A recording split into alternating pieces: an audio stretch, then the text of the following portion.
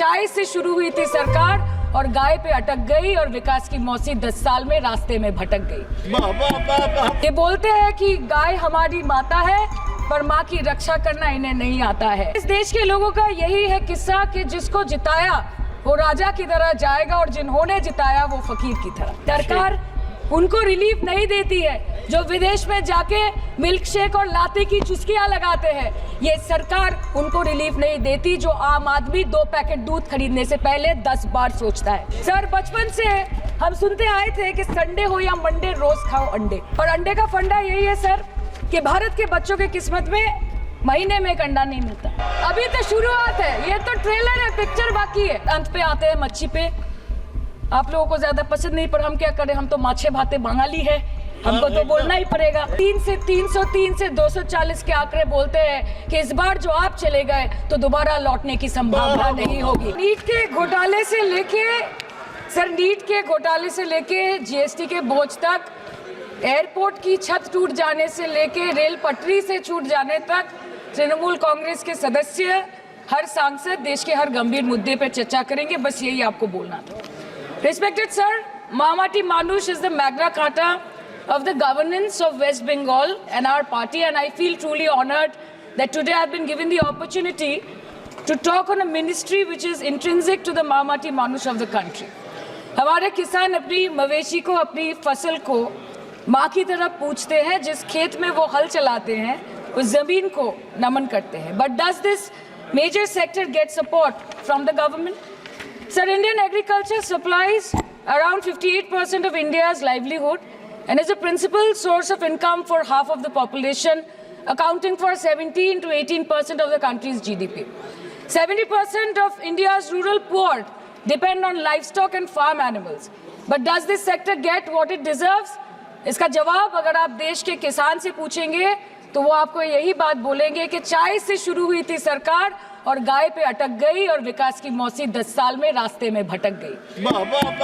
Sir, exorbitantly high cost of cattle and poultry feed under the mismanagement of this sector by the current government and wholesale fodder inflation hovering between 25% to 28.6% in the last 2 to 3 years, it is a 9-year high.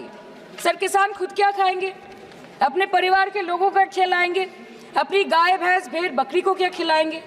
Sir, ऐसे ही वारदात होते हैं जहां गरीबी से जूझता हुआ एक किसान उसको अपनी गाय भेड़ बकरी को बेचने में मजबूर करते हैं और अंत में जाके वो अपनी खुद की जान ले लेते हैं। सर, पिछले 10 सालों में 1,12,000 किसानों ने इस देश में आत्महत्या की।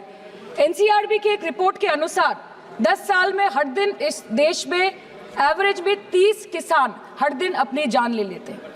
सर, इस देश के लोगों का यही है किस्सा कि जिसको जिताया वो राजा की तरह जाएगा और जिन्होंने जिताया वो फकीर की तरह। सर, ये बहुत गौरक्षा की भी बातें करते हैं।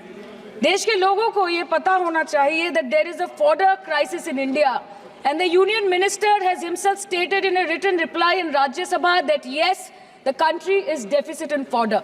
So it means that cows are dying without food in government-owned goshalas, especially the BJP-ruled state.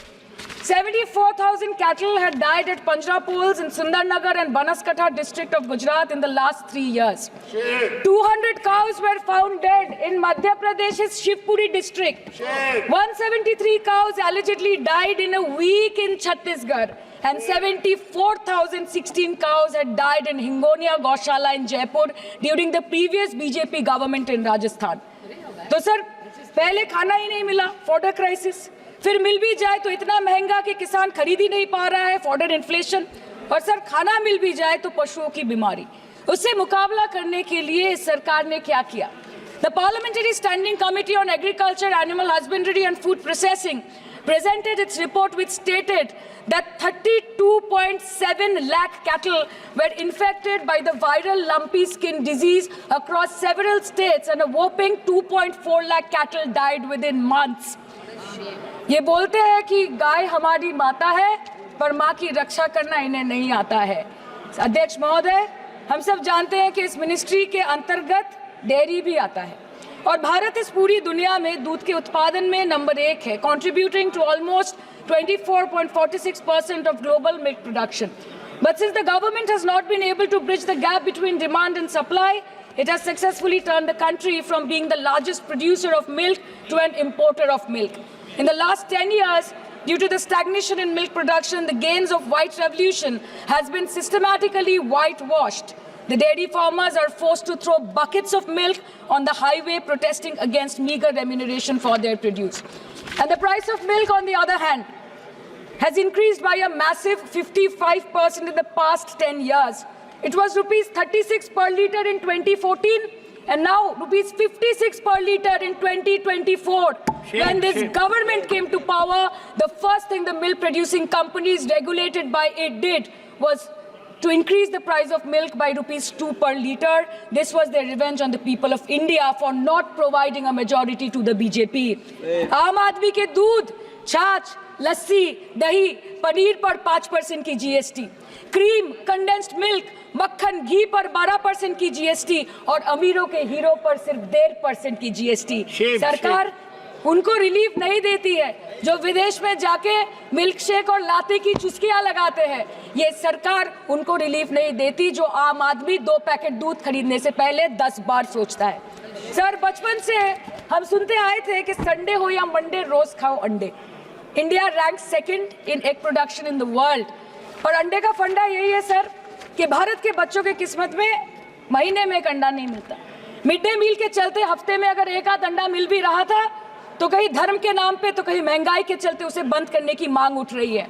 Sir, more than 50% children under the age of 5 suffer from chronic malnutrition in the country and roughly 17% children are underweight, and yet most BJP ruled states do not serve eggs in midday meal scheme. This is the example of Poshan Kal in India.